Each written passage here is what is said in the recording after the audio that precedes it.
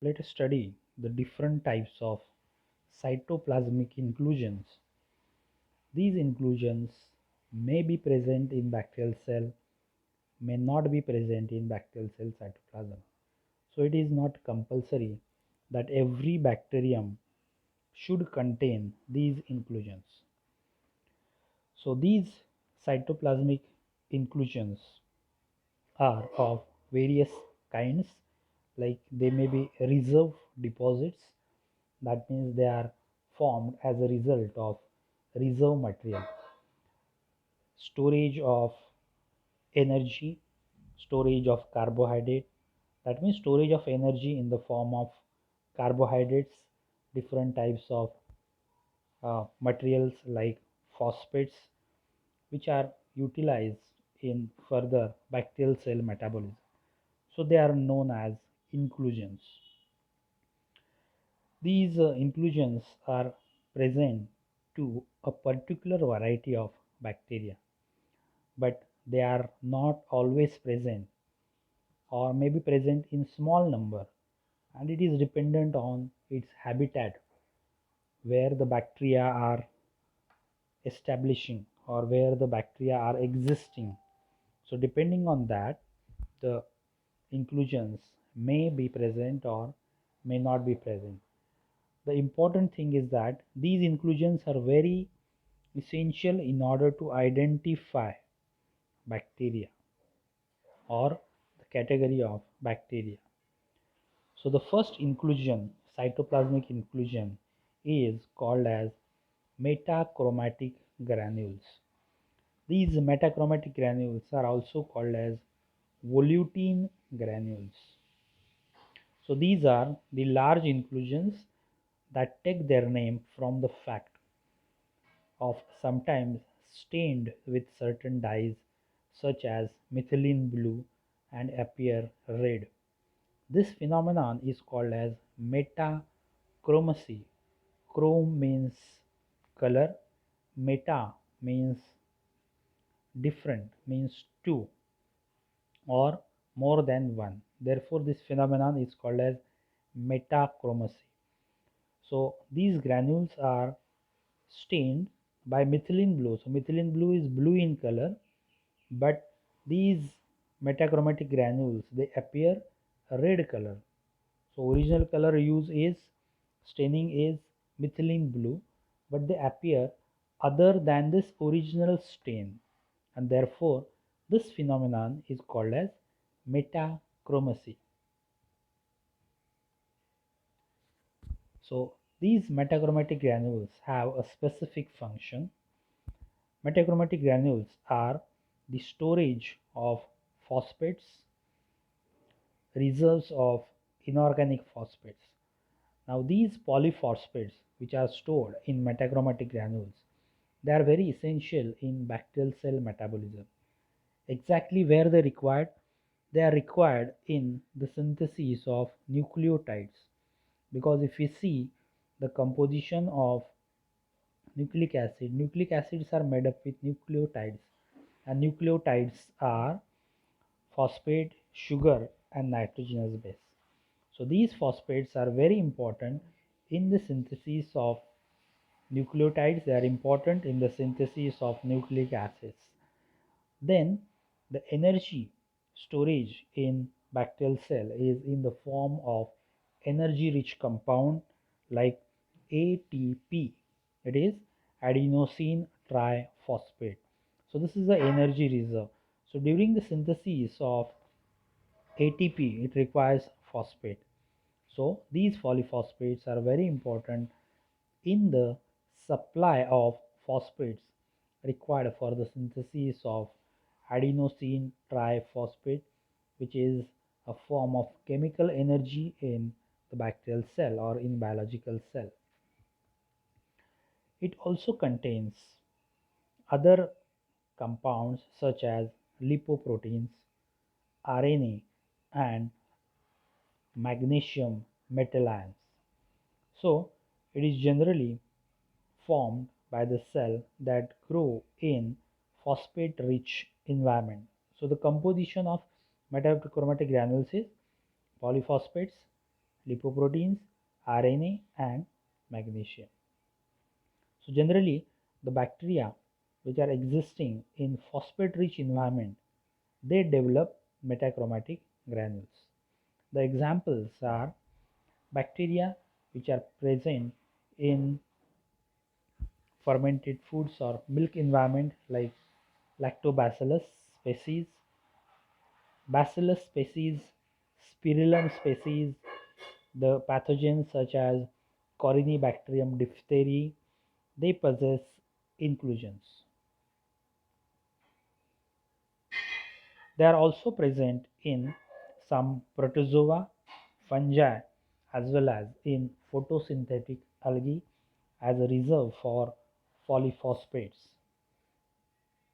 You can see this is the diagram of Corynebacterium, Corynebacterium bacterium, and this Corynebacterium, you can see the dark colored. This is the bacterial cell, and this is the terminal dark colored vacuole which is present in the bacterial cell.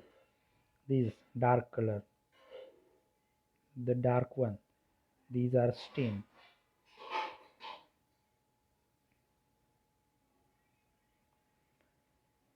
Second type of inclusion is called as PHB granules. PHB stands for polybeta hydroxy butyric acid. So this butyric acid is a type of fatty acid, and a polymer of that, it is called as polybeta hydroxybutyric acid. So it is also called as lipid granules. So these types of lipid granules are present in the species of Mycobacterium, Bacillus, Azotobacter, Spirillum, and different types of bacteria.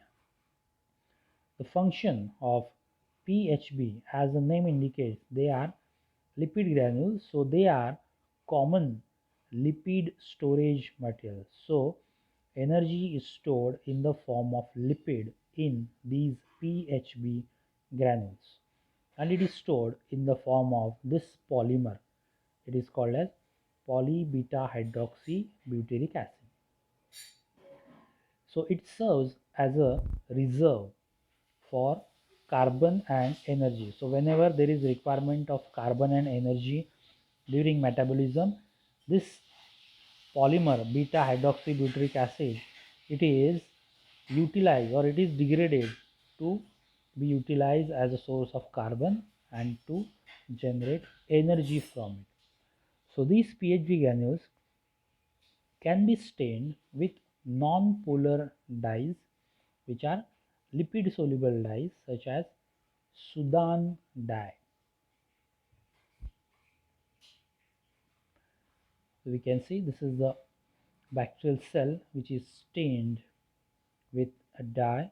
The bright spots which you can see inside these is indicates the PHB granules against a dark cytoplasmic content.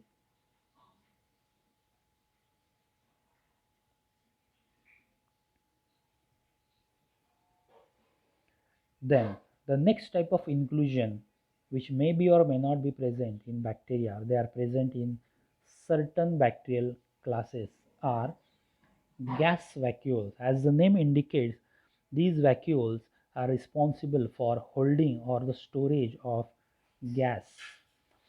So these are the hollow cavities found in a specific type of bacteria, that is photosynthetic bacteria.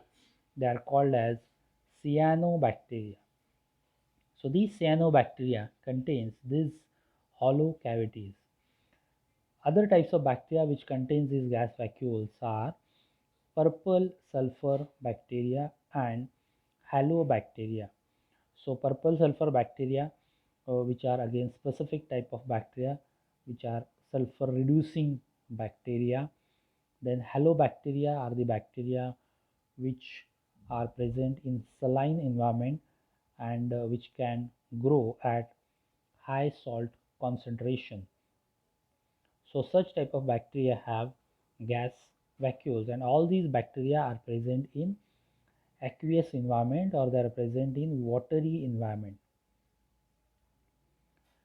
So this each gas vacuole, it is made up with rows of several individual gas vesicles. Gas vesicles are nothing but the hollow cylinders. These are the hollow rectangular vessels or hollow cylinders, and these hollow cylinders are called as gas vesicles. These hollow cylinders comes together to form a gas vacuole. These cylinders are covered by a layer of protein in which the gas is trapped. These hollow cylinders are permeable to water, so water can enter inside. It can be transferable from these cylinders. They are freely, sorry, these hollow cylinders are not permeable to water, so water cannot enter inside these cylinders, but they are freely permeable to atmospheric gases like CO2, oxygen, and hydrogen, sulfur dioxide, etc. etc. Now, the function of gas vacuoles is that with the help of these gas vacuoles, these bacteria can regulate their buoyancy. Buoyancy means its ability to float at in the aqueous environment.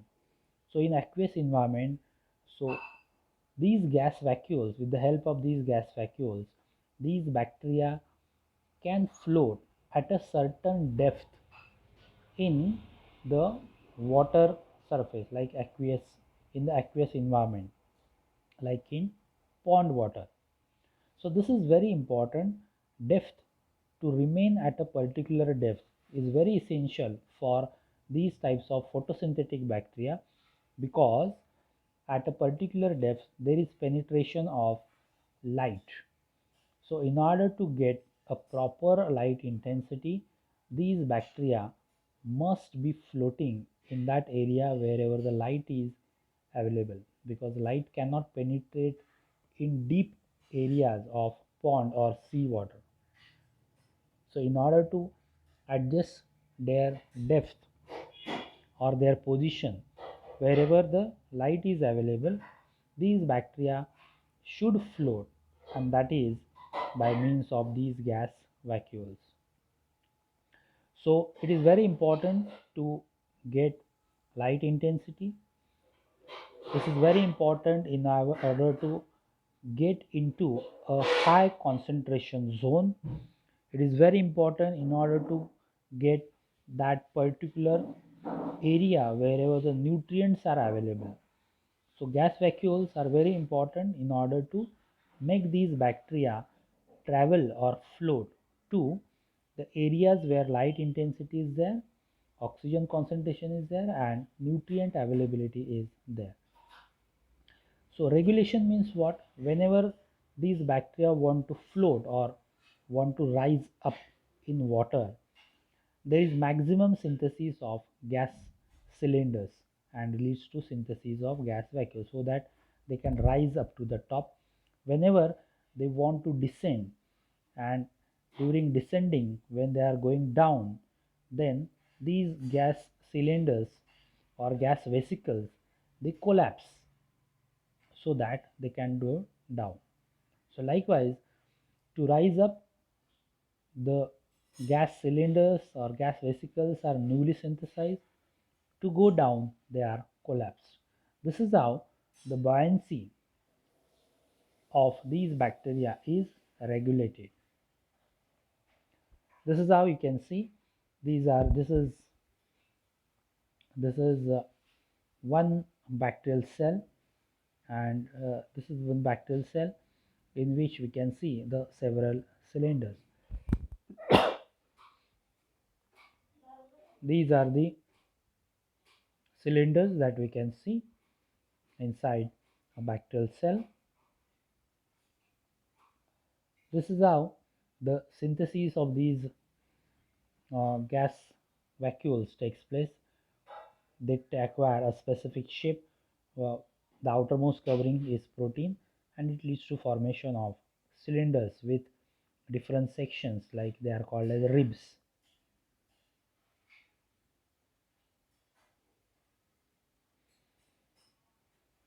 So this is the stage in which the bacterial cells are descending, and whenever they want to rise, then there will be maximum synthesis of these gas vacuoles.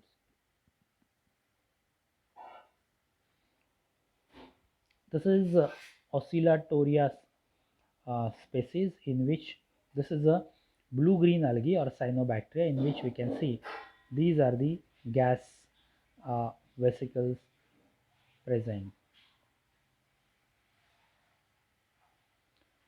Then the next type of inclusion is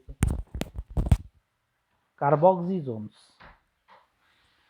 Now carboxysomes are not present in all bacteria. They are specifically present in the bacteria such as nitrifying bacteria, cyanobacteria, and thiobacilli. These are the specialized group of bacteria which can fix carbon dioxide, means they can use carbon dioxide as a source of carbon. Generally, bacteria use organic compounds like carbohydrates, proteins, then fats, lipids, all they are used as a source of carbon. But these are the bacteria which use carbon dioxide as a source of carbon. So these are inclusions that contain the enzyme which is responsible for the utilization of CO2 as a sole source of carbon. This enzyme required for this type of CO2 fixation in the cell, it is called as fixation of carbon dioxide during photosynthesis. So this enzyme is ribulose 1,5 diphosphate carboxylase. You need to remember the name of this enzyme. So these carboxysomes are present in, these carboxysomes contain this enzyme, and this enzyme is required for fixation of carbon dioxide. Then the next one is endospore.